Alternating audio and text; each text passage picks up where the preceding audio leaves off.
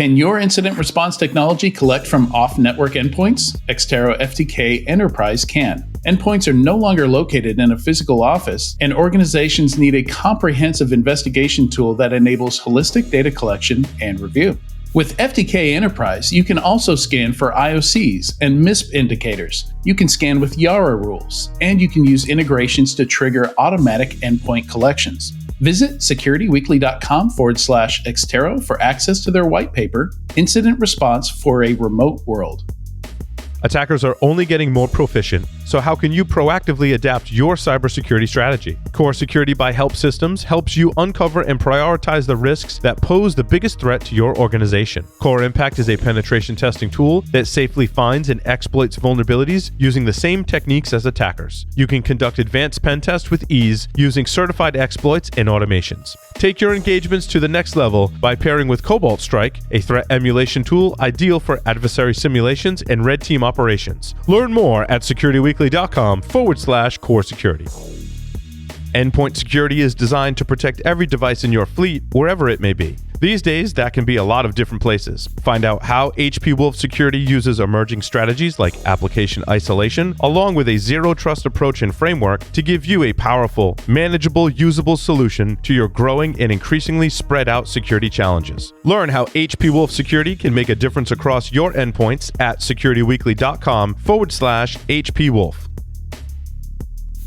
Welcome back, everyone, to Enterprise Security Weekly. Security Weekly listeners will save $100 on your RSA Conference 2022 full conference pass. I'm not sure why it's worded that way. I say conference a lot.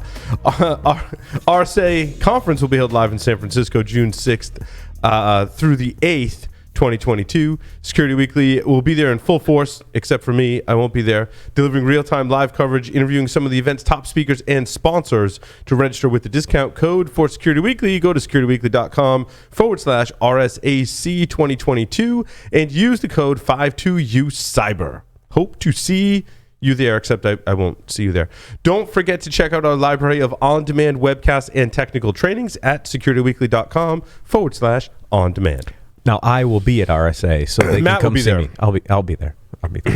Bill Brenner will be there. Bill Brenner, our new hire, Joe South, will be there. Lee, KT, are you going to be there?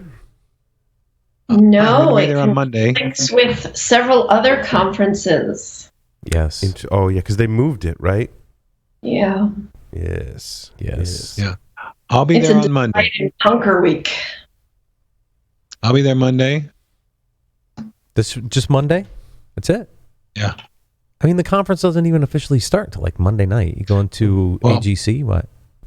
Well, I'm actually in San Francisco for a board meeting over the weekend, and there's some potential other meetings on Monday, and then I have to come back here. Oh. So it works, I guess. Come over and see us at the Marriott Marquis. We'll be over there hanging out. Sam, Renee. I know where that is. Yeah. Yep. Up on the mezzanine level. We've got a couple rooms for recording and meetings and other stuff. So come on over. So fancy. I know. Fancy this year. Mm-hmm. Well, and SC Media will be in Broadcast Alley as well. So we've got the place surrounded. Oh. All right, where are we going to start? I want to start with funding. I had the opportunity to interview Ryan Noon from Material Security on the show.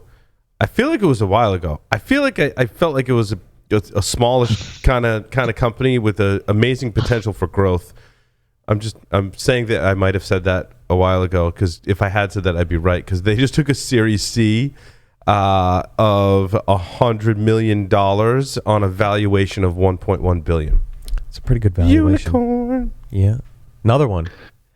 Yeehaw. Now, I need to talk to their marketing people because, all right, you're not zero trust security on just email alone.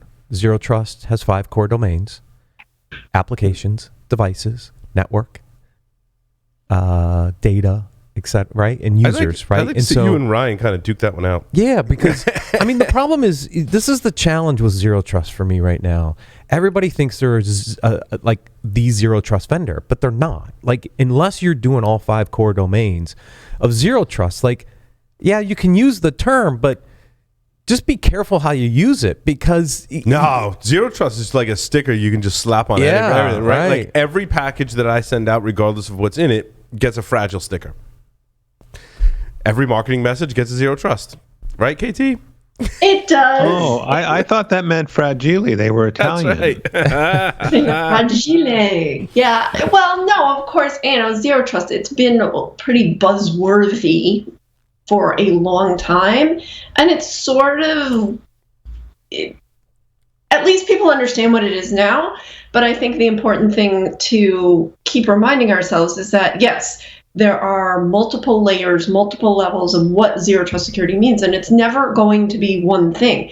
But that doesn't mean, Matt, just, to play devil's advocate, that doesn't mean that a product can't incorporate zero trust principles. It's not a zero trust product. I'll take issue with that every time, because zero trust isn't a product. It is a framework. It is a set of guiding principles. It is, a concept to which a product can adhere. But to your point, you can't have a zero trust-based product that covers everything, or at least at this stage, it's unlikely. Maybe one of the big companies will at some point have various components, but I don't think there's necessarily a problem saying, hey, XYZ company and its product is a zero trust-based product. It's just that a product itself isn't zero trust because zero trust isn't a product. But the concept, with any defense in depth, is layering. You can't just have one layer of security. It has to be multiple layers. It has to be multiple aspects. It has to be inbound. It has to be outbound. It has to be, wherever the quote perimeter, so-called perimeter is. It has to be at access. It needs to be at applications, data, network. It has to be everywhere. So I think it's okay to say that, this product, as well as others, is, I almost tip over my tea, adheres to a zero trust principle or strategy. But users do have to realize that this is just one aspect of it. So they could use material or other great products, but they have to use a bunch of them. Yeah, I would say material security uses that zero trust principle. It basically takes everything in your inbox and says, yeah, you can access it, but you have to prove that you are who you say you are and do extra validation before we trust you to access the email that has your social security number in it or some document or whatever. That's essentially in a nutshell how it works. Yeah. It gets so overused. I cringe every time I see it in a headline. I'm like, oh. Yeah, it's a slippery slope. It is. It is. It's like AI and ML back in the day. Oh, we can talk about another funding round. You mean back in the day, like yesterday? Like today, Abnormal Security raised $200 million. They are the leading AI-based cloud-native email security platform. They closed a $210 million Series C. And this 4-year-old company is now valued at $4 billion. Yeah. Wow. I mean, this is an interesting space in the sense that there's been a lot of players around for a long time doing AI-based cloud-native email security platform. We think of Great Horn, Mimecast, Proofpoint. I mean, there's a few of them out there. Yeah. I mean, it's interesting. There's two. Mimecast and Proofpoint, both through acquisition, acquired this technology. Right. Great Horn was, I think, one of the first pure startups to market in this space. I was kind of shocked, Abnormal being a 4-year-old security company at $4 billion. That's some rapid growth. Yeah, and it's 2 email security plays, right? I mean, we're just talking about security awareness and phishing and on the awareness side. I mean, this is still a big issue, and you still see companies getting rounds of funding to solve this problem, and there's lots of vendors out there that have been doing this for a long time too. So we still haven't cracked the whole email security nut yet. That's for sure. The YL Ventures announcement's kind of interesting. They raised a $400 million fund, the largest ever in their history, and they're going to use it to seed approximately 3 startups per year. And then use it for follow-on rounds. You don't see a lot of PE funds going at seed rounds, right? Most of the VCs are going to go, kind of Series A, B round. They're going to wait for some establishment, and to have a fund like this that is going to seed 3 companies a year, Wait, I think is interesting. Is this more of a VC fund or private equity? I think they're Venture sounds like it's a venture. Yeah, it's capital. a VC. It's a venture capital VC. firm. Yeah, they're a VC. But like a lot of funding for a few investments, which is risky. Yeah, well, I mean, I don't know what their pricing's going to be for these seed rounds. I mean, gosh, remember back when I came over, we used to talk about funding rounds at an A was $5 to $7 million. Now A's are like $20+ million. Like, I mean, what's an average seed these days, right? I mean, it's crazy. So it's $400 million for follow-ons to other investments, but also seed funding. But what's kind of that cap on the seed round that they're going to put out of this fund would be interesting to. It doesn't say. I didn't see it. So, anyways, they have an interesting portfolio already. They do. Interesting to see how they bring its total capital to $800 million. I would fund more companies to increase my chances that one gets that $1 billion to $4 billion valuation and ends up acquired or even going public in certain spaces. So yeah, and it looks like they plan the fund to run for about 3 years because it says approximately 10 startups at a pace of 3 startups per year. So 3 years, that's 9. So that money's roughly going to last 3 years. And this isn't their only fund, so they're invested in many other companies, many successful companies. And in the article, you can see some of the ones who have had really good exits too. So, while they're a good firm, they seem to have a good track record. Of course, there are going to be some bets here, and some may win, some may lose. But these aren't going to be the only few companies. So they still have ongoing investments in companies that they're getting a good return on so far. Yes. Or have gotten a good return on in the case of some of the acquisitions. Yep.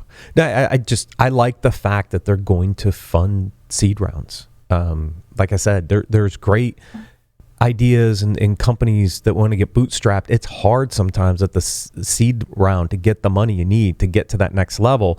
And like I said, most VCs don't touch you until you're an A or a B round because they want to see some level of success. So having a fund like this that's going to get some seed rounds and seed companies out there, I think it's a good thing for the industry. I wasn't familiar with the company called Teleport. No, I'm not either. Identity and access management. I say some of the comments from Adrian were that they removed the requirement for SSH and RDP to allow for remote access. Or make that easy. Use static addresses, blah, blah, blah. But apparently that makes them worth $1.1 billion. Yeah. And they took $110 million Series C at a $1.1 billion valuation. Wow, a lot of unicorns this week. I think we said 3 more this week. Yep.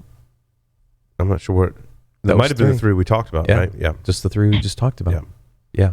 We've joked on previous episodes that it's not impressive to be a unicorn anymore. You have to be a decacorn to be impressive. Oh, a decacorn. And Gus has a really good, somewhere in here has a really good graphic for that, if he's listening. It's awesome. Any other funding rounds that look interesting? I didn't recognize a lot of these other companies. Yeah, these are earlier stage. Phylum was one. Adrian says it gives risk scores to open source software packages. That's actually, I agree with Adrian. I think that very much is needed because typically that's a manual investigation to go, should I incorporate this open source package or not? And there's some automated stuff that you could do, but having, a company that's basically going to evaluate those for you and slap a score on it, I think is a really good thing, provided they're doing the right level of checking, right? Is it abandoned? Is it buggy? How many bugs? Those are things you can determine looking at the GitHub or source code repositories of it based on the number of issues that are being filed, based on the number of commits that are happening, based on the number of vulnerabilities you might discover in them that are either already known or maybe not known. And since it's open source, you can run some basic checking. Like I would buy that if I was building software. I would buy that. Yeah. So Clear Sky says Jay Leak and Patrick Heim in this round. It sounds like they're pretty early. I mean, they only raised 15 million. Right. Yeah. Is that their A? Yeah. It's their A. Yeah. Yeah. It's under the 20 million threshold I just said earlier. So it's all right. Here's another zero trust one for you, Matt, because you love it so much. I The do. Tailscale lands 100 million to, quote, transform enterprise VPNs. Do we need to transform them, or do we just need to come up with a Can we just get rid of them? different solution? Yeah. I was trying to read the website, and after a while, I have to admit, I started to think about what kind of snack I was going to get. But do we really need VPNs?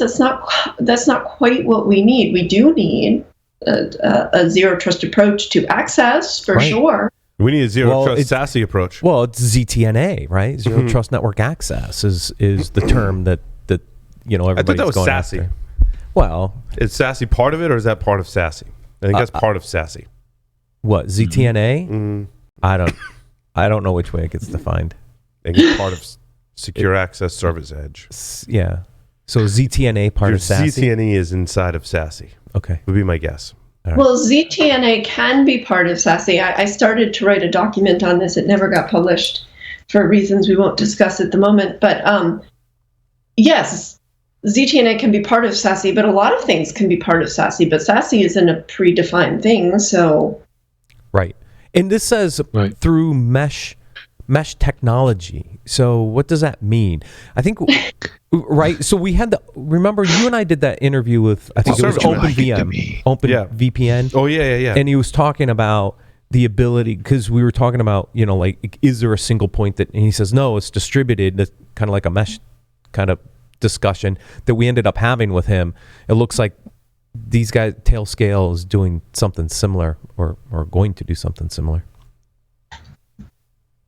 Right. I don't know. We don't use a VPN here. So, That's not a terrible thing. All right. I mean, we just Not don't. a terrible thing. Right. Well, You probably use one, right, Lee? yes, I do. But for what I'm thinking about, when you get into the zero trust stuff, you don't have the VPN, but we still are going to have components that are not appropriate for zero trust. I mean, remember, I live in a research and development lab. We've got stuff you don't want anywhere near the internet, and because still PLCs don't like it. But there's but office computing, sure. But then how do we make sure that office computer can talk to? Never mind. Mm-hmm. It's an interesting battle. Right. But we're working through it, and we're evolving. So it's going to be a real interesting transformation. The one that caught me was the number 9 fund on Adrian's list about DOE putting out funding through their CSER program for research projects. And it's 6 projects, about $2 million each, which isn't very much, but it depends on what your overhead is. It might be enough to do some R&D. This is really targeted to universities more than a company as a startup. But I thought it was kind of cool. They're trying to, seed research into security for energy systems. I think $2 million, I could do some serious research with $2 million. Yeah. Yeah, you could. Yeah. No, I make funny comments about that because I look where I sit. The overhead on my salary is about 65%. In other words, if they've got $1 for me, I get 65 cents. If it goes to oversight, I get the remaining 35. So you can see how that makes me very expensive. Yes. And you could have some overhead at a university too, depending on how they allocate, right? But but still, you could do a lot of work. You could really get going on a project, and you could probably leverage stuff you already have and just do some really fun stuff. I mean, I'm thinking about if I was with Paul, I've had a couple $1 million to build a team and do some stuff. Whole mackerel, we'd have fun. Yeah, agreed. You just have to understand energy systems and figure out how to protect them, I guess. Well, could do that. Yeah. A grid, anybody? Can't be just anybody. Right. Anybody got an extra grid laying around somewhere? What did Docker have a conference or make some big product announcements on Docker Desktop. Yeah, Docker Desktop for Linux is finally available. Gosh, I remember this conversation like 3 years ago. But I don't think that's the big headline. It sounds like, so both Aqua Security and Anchor made like the exact same announcement that you can utilize their products within Docker Desktop. Because like I read the Aqua Security one, I was like, oh, that's cool, because I saw the thing, because I track all the Linux software news, and I was like, oh, cool, Docker Desktop, I can run it on Linux now. I'm like, that's kind of neat. And then Aqua was like, yeah, and you can like click on stuff and then run scans of your container environment right on your desktop. And Anchor was like, oh yeah, it was like the same, you could copy and paste, and it would be the same announcement, basically. Yeah, so it looks like Anchor and Aqua do essentially the same thing. Yeah, DockerCon 2022 is on demand, which means that the event's already happened. I just don't know the dates for it. But yeah, it was probably something aligned to those product announcements from DockerCon. It looks like they might have enhanced or announced their extensions. See, because I run Linux, I haven't run Docker Desktop. But it sounded like extensions... I don't know if they were there before or not, but they probably worked with Aqua and Anchor and others to develop some extensions and make a big announcement at DockerCon. Yeah. Yeah. Is Docker still a thing? Mm-hmm. Yeah. I would, it all depends on, I had this conversation with Rich Mogul. It's one of the many options, right? Right. And I think a lot of people, from what Rich was saying, like basically the high level is Kubernetes is overkill for what most people are using it for. They can probably get away with just Docker and or just running EC2 instances on AWS, for example. Then you can deploy containers into the cloud. And one of the reasons to keep it in containers so you can go cross cloud, but he's like, Rich didn't really seem to see the need to do multi-cloud. He's like, that just introduces all kinds of headaches. Right. Like he's like, you're better off using the cloud native functionality in AWS, to your point, reducing the need for containers. Rich also said that containers were good for shorter workloads, and people misuse them, like I do, in longer running services. Right. But I also said I use it for the development environment as well, a la the Phoenix project, that I can build an environment with containers, run it and test it with developers, stand it up in QA and security testing environments, run it and test it, and then push it in production, and it's all the same environment. So I think there's more options out there, but people are still pretty heavily using containers still. Yeah. Okay. I haven't touched this space in a couple of years since leaving Layered Insight, and I know at the time, just Docker was struggling there for a while. Like they really went through some challenges with product announcements, and that's why I asked, is it still a thing? Because we were seeing it kind of dwindle there for a little bit. Well, yeah, I think people are running containers in Azure, Google Cloud to a certain extent, running them in AWS and running them in Kubernetes, not necessarily using Docker for the production environment. Agreed, Matt. Yeah. Okay. Just checking. Onapsis made an announcement. They announced this support for SAP. Onapsis assesses baseline. Onapsis assesses baseline is the name of the product. It's really strange to say. And then they write a whole bunch of stuff that is like gobbledygook, essentially. Yeah, but I think this is for SAP, right? It is. So they were primarily... No, they're always SAP. Were they always SAP? No. No. Yeah. Yes. Always SAP? Yeah. SAP is Oracle. SAP is Oracle, right? No. SAP is SAP. SAP is SAP.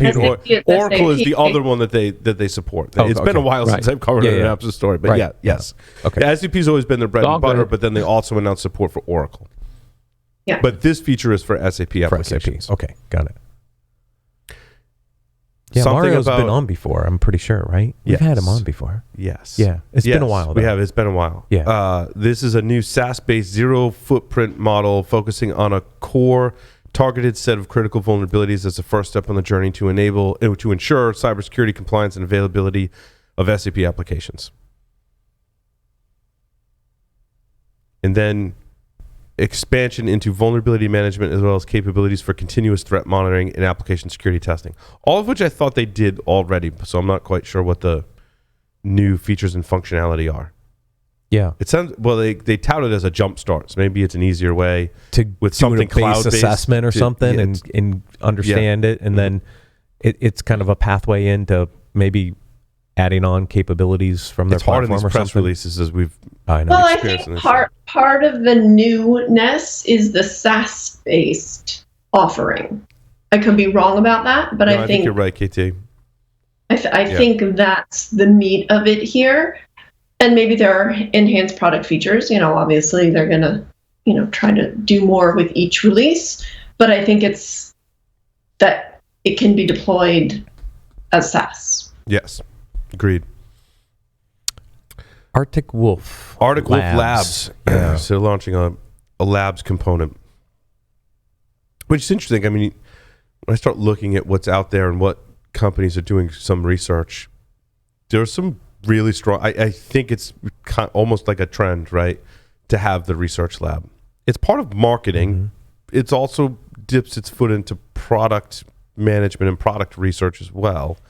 And Artic Wolf is spinning up. Yeah, when you have a lot of Labs data component. to analyze, these make sense, right, for an organization, because then they can mine that data, analyze it, get it out as thought leadership content, KT, right, and really leverage the data they have to just shine a light on what's happening, what's trending, how do you address it. Rapid7's been doing this for years, right? And labs is an overloaded term too. Yeah, it is. It means a lot of different things to a lot of different people. It's just a good idea, even if you don't use it as thought leadership content, which obviously I'm in favor of. But the ability to sanity check your assumptions while you're trying to build and sell a product is critical, because we see so many products out there. We see so many, quote, unicorns, end quote, and companies who are getting these bazillion-dollar valuations for products that may or may not work or work as intended. They might fall over when you try to, connect too many XYZ, whatever that is. And we've seen that time and time again. So for a company to sanity check its own product by analyzing the data, even if they do nothing else with it, I think that's critical. But yeah, the ability to glean insights out of that to not only develop their product, but to understand where the market is going, what's happening, what's trending, what might be on the horizon, where threats are, that's the goal for these companies, is to say, hey, we detected a new threat, and then put out a big press release. I think that's a major goal for these labs. Those aren't bad, but the internal insights, I think, are a gold mine if they can do this right. And I like it when they release their tools as well. I think that is a thought leadership thing, but also a trust thing as well. I know, so many companies have, I've stumbled upon their GitHub repositories. I'm like, wow, you're really making a cool contribution to the community. And then I use their tools and I like them.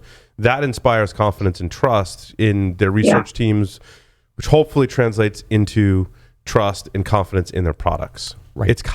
It is a stretch. I think you need to do some other activities to really extend that trust, but I think, it's part of it. Going to the big research conferences and presenting research is important, but you can't, I guess where I've seen it, I think not be as effective if that's like one of the only things that you're doing. Like you have to do a lot more to have thought leadership and inspire confidence. Well, I think that's a really good point, because there's so little trust in vendors these days. Everybody is skeptical of vendors, that anything a company can do to prove how it's actually accomplishing what it says it can is important, because there is, unfortunately, not just in our industry, in every industry, a lot of hand waving around what a product can do. And to really level up and provide that actual data, it is important, because it takes the skepticism out of even an evaluation, much less a purchase of a product. Right. Yeah. I agree. We actually did some research work for Artic Wolf on the research side, right? And so, we've worked well with the Artic Wolf folks. They've been very happy with the stuff they've done with us, but this is really for them internally to really drive, engagement to the next level for them. And these guys have been growing like crazy too. Oh my gosh, when we talk about a unicorn, I mean, these guys came out of like nowhere and got big fast. They did. They got They did. big really fast. Yeah. Oh, we were talking about containers. Corelight has highlighted some cool functionality in Kubernetes pods and being able to encapsulate the network traffic and grab it into their platform. So speaking of containers and Kubernetes and how well used they are, the Corelight is actually looking at grabbing some of this traffic, and they give a little example in their blog and spotting some Log4j traffic in Kubernetes environments.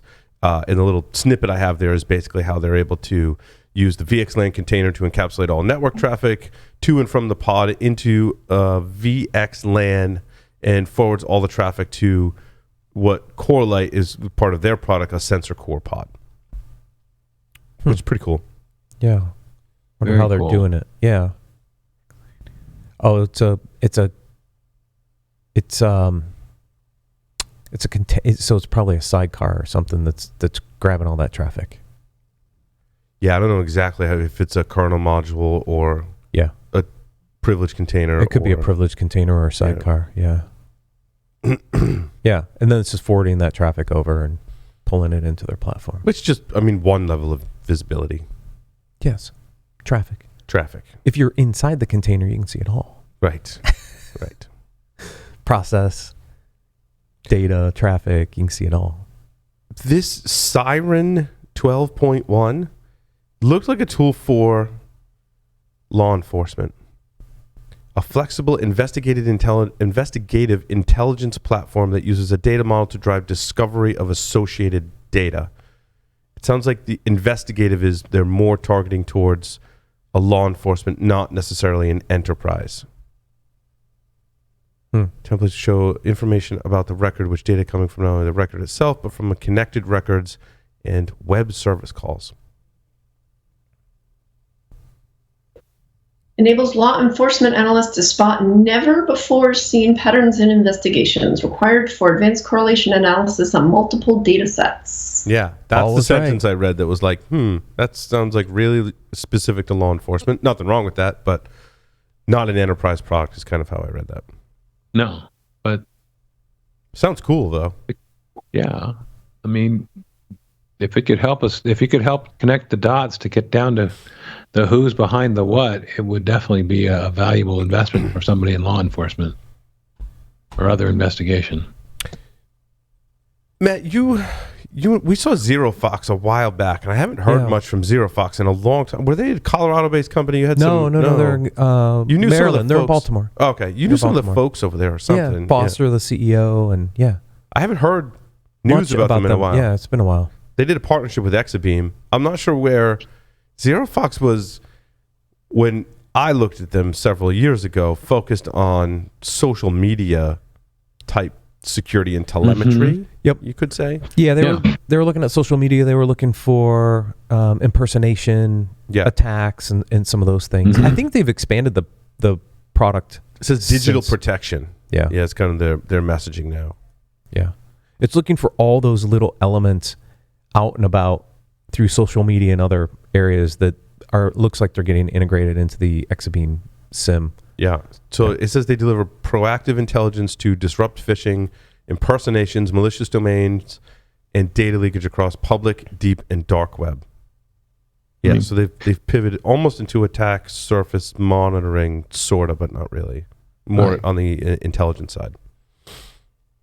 Yeah. So you've got threat intel, attack intel, married with adversary disruption. So you're looking at what the latest techniques are, and what data you have exposed, and how those could relate. Could make it adapt a little better to provide more focused feedback on where you got a problem, based on what's currently being exploited.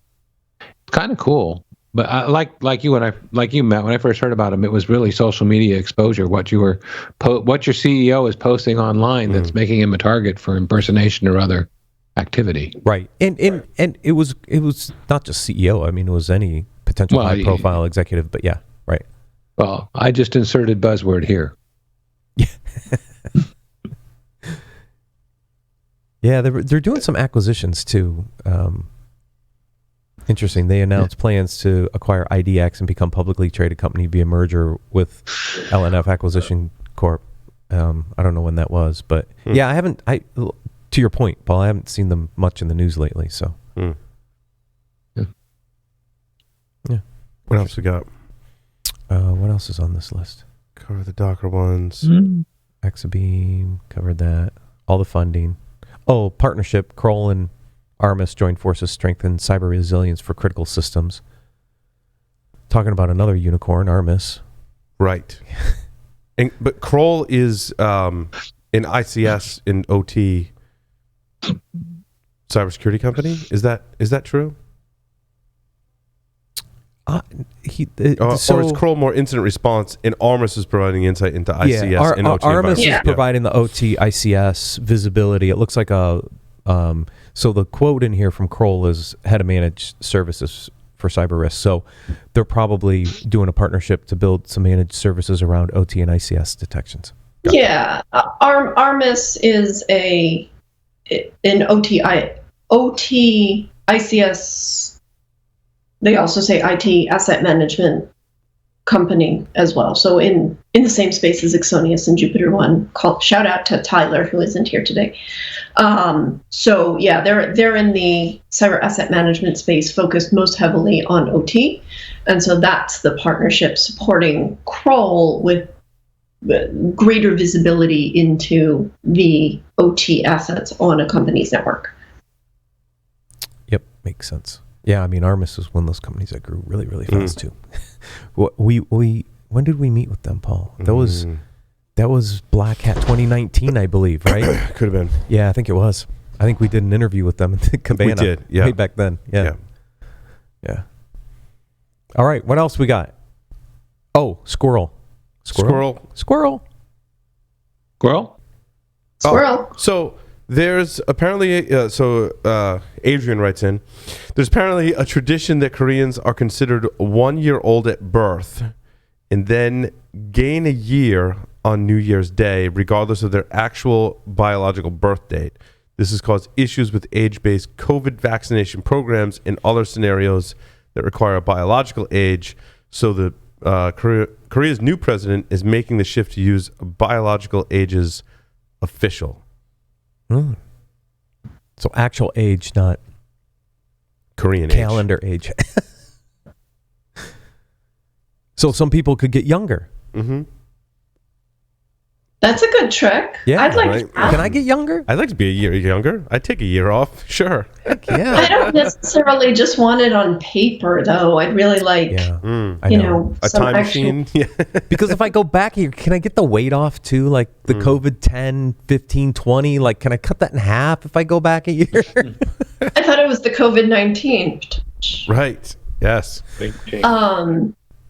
Yeah, no, I don't want to like go back to high school or anything stupid like that, but I want some of the younger looking and feeling for my current age, where I'm a lot happier than I was in the past. Mhm. But I want that now. Right. If you I want move the to 20 Korea, years ago energy and the fewer lines here. maybe if you move to Korea, it's magical, and they take a year off. So KT, you know how you fix that? You have my wife come over and give you a bunch of Botox, and that's what she does. So I mean, Hey, if she wants to travel here, I'll give her a nice drink. We'll hang out. We'll have a and good by the- time. yeah. And by the way, you know where she gets her Botox from? South Korea. That's funny. There you go. Yeah. That's how they're taking a year off. Yeah, that's it. Because South Korea is known to. We're going to continue the squirrel segment for a little bit. So the South Koreans are huge into Botox? all kinds of aesthetic procedures, right? I mean, like they're known around the world. Like if you want like a major cosmetic work done, like South Korea is like one of the top places in the world to go. And so you can actually buy Botox from South Korea. Mm-hmm. And have it shipped over. It's shipped. They pack it all in ice, like ice packs and stuff, and it gets here really, really fast. And it's like, I want to say it's like the 10th of the price than you can buy in the U.S. because it's all, because of the FDA and all the stuff. Right. It's super expensive here, but she gets it really, really inexpensive. Yeah, Good to know when I need my next Botox treatment. exactly right. Just got to come down to Texas though. Mm-hmm. Well, there's that. Good barbecue in Texas, so. Yes, absolutely. Awesome. Well, Matt, Lee, KT, thank you very much for helping us out with this episode of Enterprise Security Weekly. Thanks everyone for listening and watching. We'll see you next time.